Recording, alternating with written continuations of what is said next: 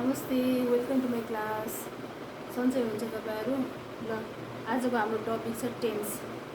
र सबैभन्दा पहिला त म तपाईँहरूलाई टेन्स एकदमै इम्पोर्टेन्ट छ।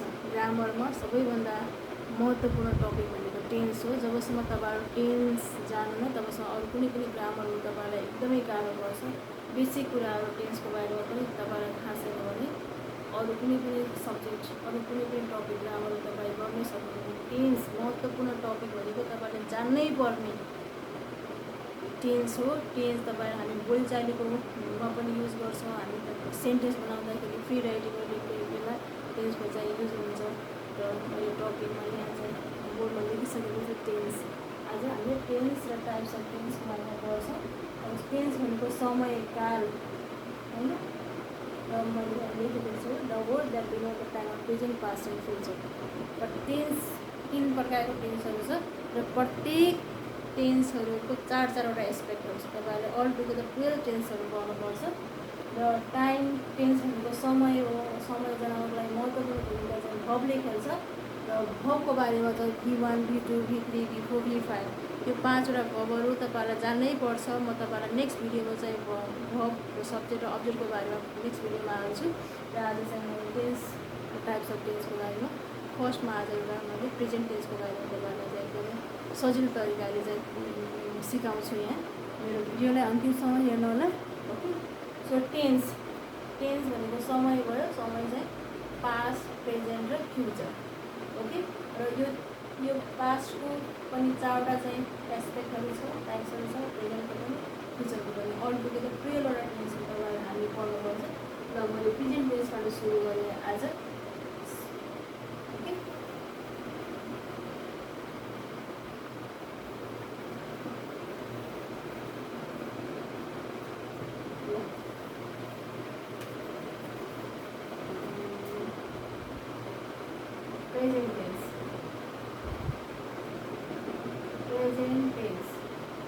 प्रेजेन्ट टेन्स भनेको वर्तमान समय हो। के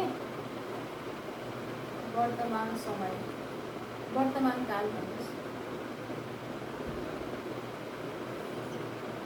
तपाईँलाई डेफिनेसनहरू याद गरिराख्नु पर्दैन। यसको टाइप्सहरू यसको चाहिँ युज चाहिँ याद गर्नुपर्छ।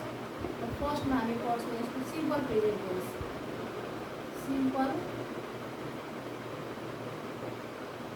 Simple present tense. ओके। सुरुमा तपाईँले जान्नै पर्ने चाहिँ फर्मुला।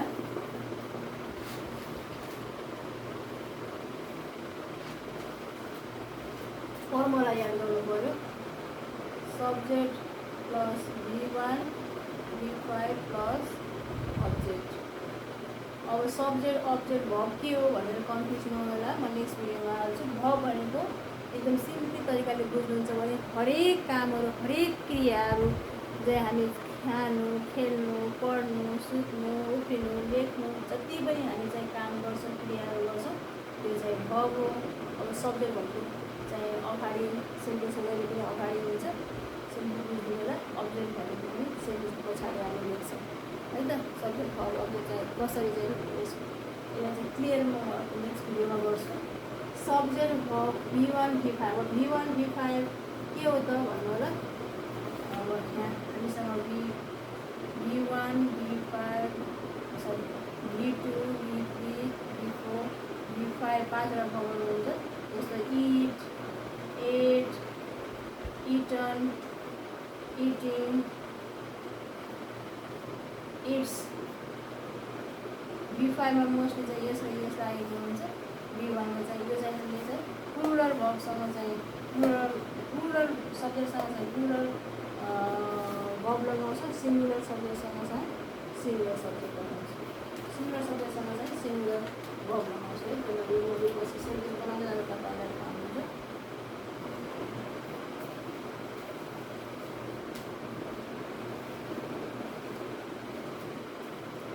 अब एउटा चाहिँ इक्जाम्पल हेर्नुहोस्। मैले चाहिँ V5 लगाएर पहिला चाहिँ मैले सेन्टेन्स बनाएँ। ही प्लेज अ बल। यो चाहिँ सिङ्गुलर सब्जेक्ट छ। ही प्लेज अ बल यो चाहिँ सिङ्गुलर सब्जेक्ट छ। मैले चाहिँ यो V5 लगाएँ। सिङ्गुलर सब्जेक्टसँग चाहिँ V5 लगाउनु होला। प्लुरल सब्जेक्ट छ जस्तो वी प्ले अ बल, यो चाहिँ वीसँग चाहिँ प्लुरल सब्जेक्ट छ, प्लुरल सब्जेक्टसँग चाहिँ भी1 लगाउँदैन है। ओके, यसमा मोस्टली चाहिँ डु डज, यो चाहिँ प्लुरल सब्जेक्टसँग लगाउनुलाई, यो चाहिँ सिंगुलर सब्जेक्टसँग लगाउनु भी5। सिम्पल प्रेजेन्ट टेन्सको सब फर्मुला मैले यहाँ लेखिदिएँ र यो चाहिँ मैले चाहिँ पोजिटिभ सेन्टेन्सहरू मात्रै बनाइदिएको छु। नेगेटिभ र अफर्मेटिभ चाहिँ फेरि मैले अर्को नेक्स्ट भिडियोमा हाल्छु तपाईँहरूको लागि। अब यो चाहिँ एकजना मात्रै छ, सिंगुलर सब्जेक्ट छ, यसमा हामीले भी5 लगायौँ। यो चाहिँ प्लुरल छ, धेरै छ, यसमासँग चाहिँ हामीले भी1 लगायौँ। ओके, सिम्पल प्रेजेन्ट टेन्सकोमा तपाईँहरूले यति जान्नुला। नेगेटिभ र नेगेटिभ यसको चाहिँ इन्ट्रोगेटिभ चाहिँ नेक्स्ट भिडियोमा तपाईँहरूलाई फेरि सबै टेन्सको चाहिँ लगातार सिकाउँछु। ओके, सिम्पल प्रेजेन्ट टेन्सको चाहिँ मैले यति लेखेँ है त, सिम्पल प्रेजेन्ट टेन्सको है। ल आउनुहोस् अब सिम्पल प्रेजेन्ट टेन्सको पछाडि के छ, प्रेजेन्ट कन्टिन्युस 2 नम्बरमा छ। प्रेजेन्ट टेन्सकै हो यो है, प्रेजेन्ट कन्टिन्युस टेन्स। ओके, यसको फर्मुला अब हेर्नु, subject plus is am are plus भी4 प्लस अब्जेक्ट। ओके, ल यसको मैले सेन्टेन्स इज एमआर लगाएर इज एमआर आएको सेन्टेन्समा हामीले के लगाउँछौँ, भिआइएनजी भी4 लगाउँछौँ। ल यसको सिम्पल सेन्टेन्स बनाउँछु। आईसँग एम लाग्यो, आई एम प्लेइङ, प्लेइङ चाहिँ के भयो, अब आई एम प्लेइङ अ बल, अब बल चाहिँ के भयो, अब्जेक्ट भयो। अब इज केसँग लाग्यो, ही इज प्लेइङ अ बल, मैले पोजिटिभ मात्रै सेन्टेन्स बनाएको छु है त। अब चाहिँ आर केमा लाग्यो, we are playing a ball. Okay, is am are तिनीवटै युज गरेर मात्रै सेन्टेन्स बनाइदिनु प्रेजेन्ट कन्टिन्युस टेन्सको है। यो वर्तमान कालको पढिराखेको छ हामीले। यसको चाहिँ नेगेटिभ र नेगेटिभ इन्टरनेटिभमा नेक्स्ट भिडियो बनाउँछु। आज तपाईँहरूलाई एउटा सर्ट भिडियो मात्रै दिन आएको छ।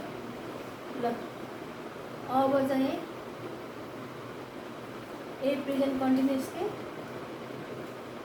Third aspect, sorry present perfect tense, present perfect tense के हुन्छ है त। पहिला चाहिँ formula subject plus has plus भी3 प्लस अब्जेक्ट। ओके, ह्याज आएको छ भने जहिले पनि भी3 लगाउनु होला। ओके, ल अहिले मैले चाहिँ लगाएको थिएन। ल has she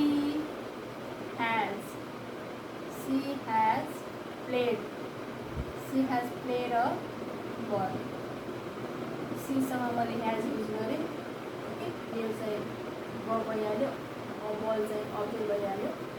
अब नेक्स्ट सेन्टेन्स ह्याभसँग के, we have played a ball। Okay, दुईवटा मात्र सेन्टेन्स बनाएँ मैले ह्याज र ह्याभको युज गरेर। ह्याभ प्लस भी3, ह्याज प्लस भी3, ह्याभ प्लस भी3। ओके, भेरी सिम्पली एकदमै सजिलो तरिकाले तपाईँहरूलाई बनाइदिएको छु। तपाईँहरूले कन्फ्युज भएको कुराहरू चाहिँ कमेन्टमा राख्नु होला। सबै हामी प्रेजेन्ट टेन्सको मात्रै पढिराखेको छ आज है त। ल अब लास्ट अब थर्ड नम्बरको मैले लेखिदिएँ। ल अब नेक्स्ट फोर्थ वान लेख्नुहोस्, present perfect continuous tense. Okay, यसको चाहिँ के छ, subject plus has have plus been plus भी4 प्लस अब्जेक्ट। ओके, यसमा के छ, ह्याज ह्याभ बिन प्लस भी4 plus object.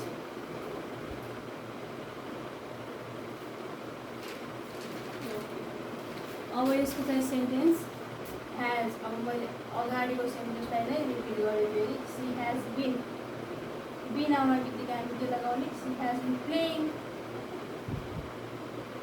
Ball, a ball since र फरको युज गर्नु होला, सिन्स मर्निङ।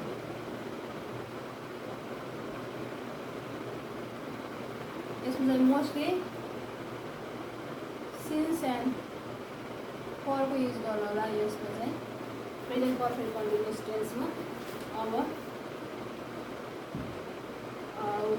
ह्याभ लगाएर युज गर्छु, we have been playing, we have been playing a ball for, we have been playing a ball for 2 hours.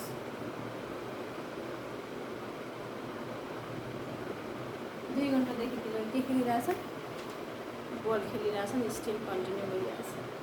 Okay, I have been teaching English since 2000, I have been teaching English for 10 years। Okay, यसरी चाहिँ यो मैले simply बताइदिएको छु। अब next, आज मैले यति गरेँ, नेक्स्ट भिडियोमा फेरि म नेक्स्ट पार्ट अफ टेन्सको, नेक्स्ट टाइप अफ टेन्सको म चाहिँ भिडियो हाल्छु। Okay, thank you so much. केही कमेन्टहरू छ भने तपाईँ कमेन्ट बक्समा गएर कमेन्ट गर्नु होला।